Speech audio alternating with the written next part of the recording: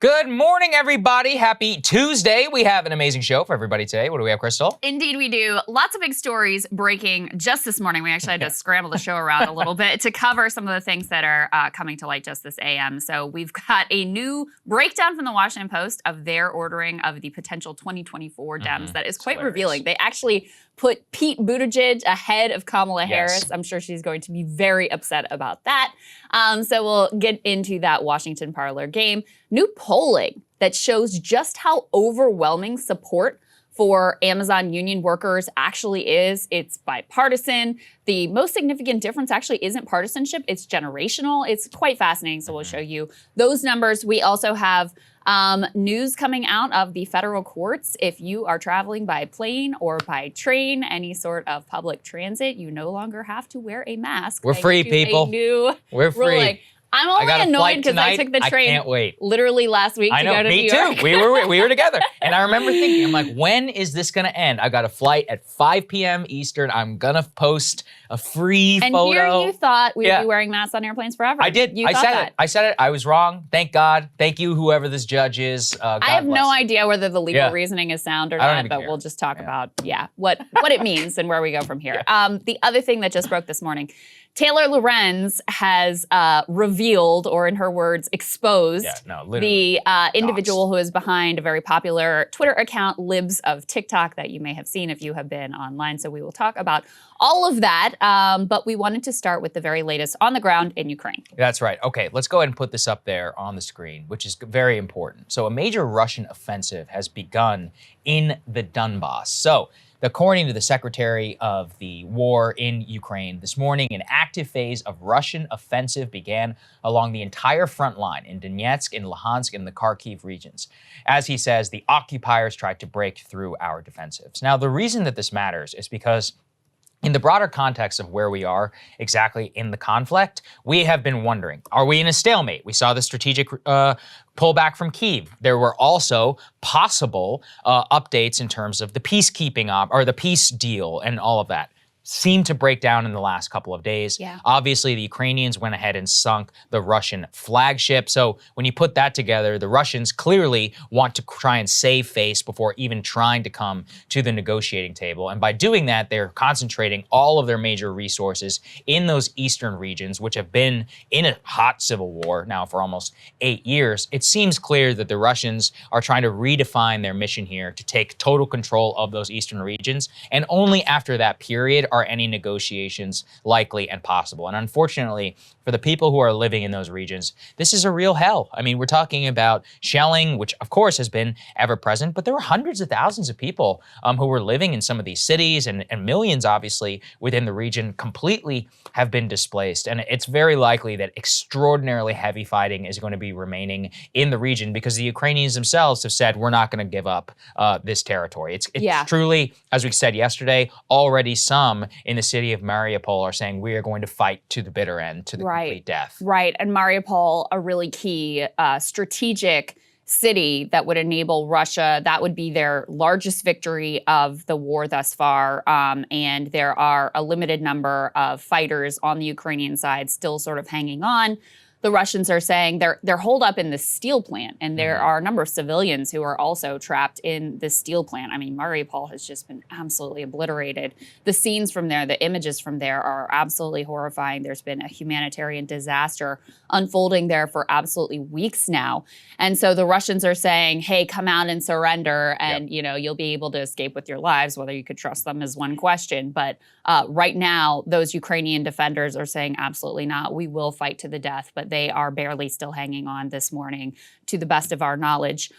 We also have an update this morning from the foreign minister of Russia, Sergei Lavrov. He also is saying that that new offensive in the eastern part of Ukraine has commenced. He says another phase of this operation is starting now. Some analysts are saying that the renewed and escalated shelling in that region may just be a prelude for an even larger operation. There are reports from U.S. officials that Russia has increased their troop presence inside of Ukraine by about 10,000 service members. So you have, a picture coming into focus of this is not a stalemate. This is a very, dynamic conflict, a refocusing on the eastern region and, probably much more devastation for both civilian populations and combatants to come. Yeah, it's extraordinary. It just makes me so sad just thinking about all the people who are going to die here. And Ukrainian media is talking about major explosions on the front line in the city of Kharkiv and some other cities in the southeast as well, where air raids were going off. And the Russians going ahead and confirming this just shows you that this is very likely to be the major front line and offensive now. I think it's fair to say maybe even for years to come, given the now semi-limited, operations that the Russians can carry out under the context of their current political declaration. It's not a war. It's like whatever special action or whatever special fake military operation, whatever fake language that they're using on their stupid ass. And I mean, it also, TV. I think it's worth saying too, I don't think anyone in Ukraine, certainly President Zelensky has been saying that they shouldn't feel confident that this is now just going to be limited to that part of the state. And we did see shelling of Lviv yesterday. Yeah, some missiles hit there, killed 7 people. That's right. And also continued threats on Kyiv, even though there also are reports that sort of life is coming back to Kyiv, that people are emerging from sheltering, that kids are in the streets playing, and sort of life is starting to return to that city. But certainly they don't feel that the threat to their own lives in those cities has passed. Yeah, and at the same time, the Ukrainians are reaching for everything within their arsenal, including, unfortunately, let's put this up there on the screen, the use of cluster munitions, something that we have criticized the Russians here for, which is against the Convention on Cluster Munitions, which took effect in 2010, specifically because cluster munitions are an indiscriminate bomb that has a lot of cause to civilians in their use. Just ask people in Syria how it worked whenever the Russians used cluster munitions in highly crowded urban areas. And, this has been a confirmed use by the Ukrainian military of shelling with cluster munitions rockets in eastern Ukraine. And the reason that this matters is it just shows you that in a war, all this convention and all this is pushed aside and people reach for whatever they possibly can in order to try and win. And the people who are going to suffer the most, now you may celebrate it, like, oh, it kills Russians. But look, the reason that we don't want these types of weapons used is because of their indiscriminate effect on civilian populations. Right. I'm not accusing them of having killed civilians. I don't know. There's no report necessarily on this specific use, but it's another line that has to get, that gets crossed. And we can withhold our moral judgment. I'm not sure, if we were in a similar situation, I don't know what I would do, if I was the person in charge, but it just shows you that, in war, you reach for things that are completely unthinkable, and that the people who pay the price are the actual civilians themselves.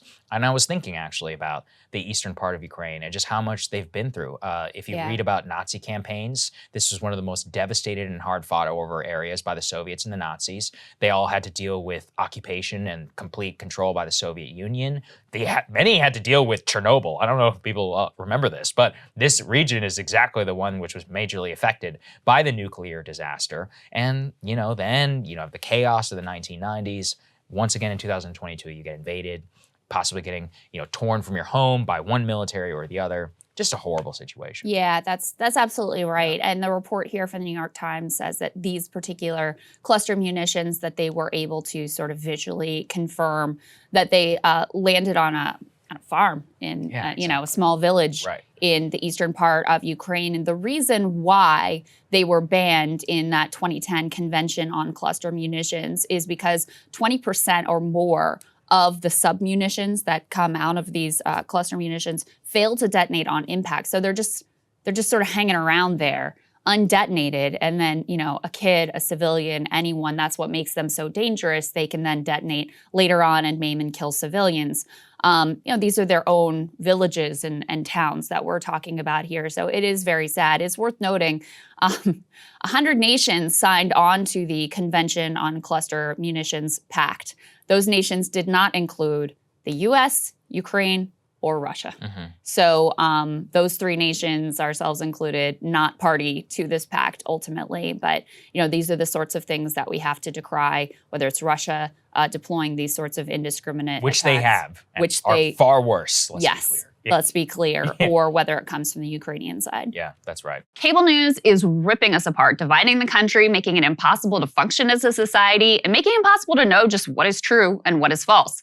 But the good news is they are failing and they know it.